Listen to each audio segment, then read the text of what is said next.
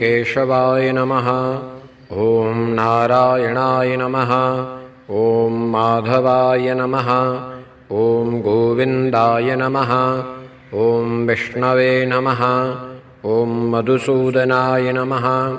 ॐ त्रिविक्रमाय नमः। ॐ वामनाय नमः। ॐ श्रीधराय नमः। ॐ ऋषिकेशाय नमः। ॐ पद्मनाभाय नमः। ॐ दामोदराय नमः। ॐ सङ्कर्षणाय नमः। ॐ वासुदेवाय नमः। ॐ प्रद्युम्नाय नमः। ॐ अनिरुद्धाय नमः। ॐ पुरुषोत्तमाय नमः। ॐ अधोक्षजाय नमः। ॐ नारसिंहाय नमः।